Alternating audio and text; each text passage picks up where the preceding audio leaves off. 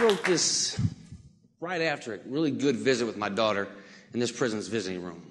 Now, see, I don't really do slam poetry. What I do is more like a dissertation of convoluted logic, flawed scientific theory with a little bit of insanity sprinkled on top. You may not believe this, but right here in this institution, behind these brick walls and that barbed wire fence you saw on your way in today, I experienced, firsthand, mind you, a temporal event. Well, that's time travel for those of you not in my particular area of research, but hey, it happens. I realize that my slightly crazy hair and my seriously shifty eyeballs may bring my credibility into question. But you know what? I'm okay with that. Who wouldn't be okay with being incredible? Think about it. Get back to me. Luckily, on that day, I had a research assistant. Brooke, my daughter. Yeah, and can you really question her? You know what I'm saying? All right?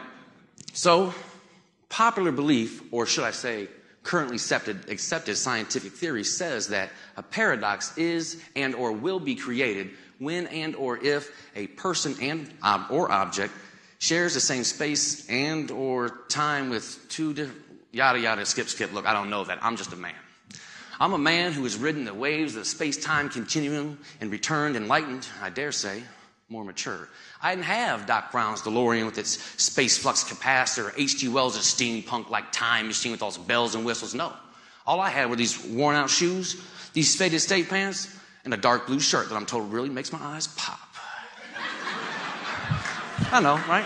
Yet all the same, I took a trip back in time, remember my long-forgotten dreams from the future from over a decade ago when Technicolor Fujifilm 20-megapixel high definition. Oh my God, I can see you clarity. Not because of the quality of my tetrahydrocannabinol affected recollections, but because my late night all alone wistfully wished for dreams of a decade past for a future certainly uncertain had inexplicably became reality.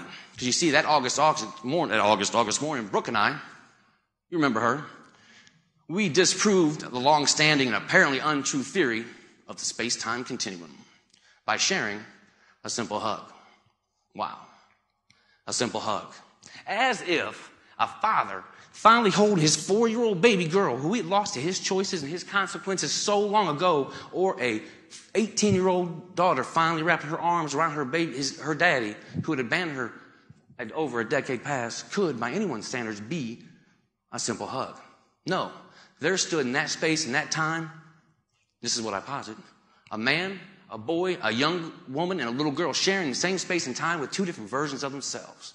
And what makes this hug even less simple, even less mundane, is that right then in that precise moment of the outwardly everydayness of this hug already filled with way more meaning and significance than one embrace should ever possess.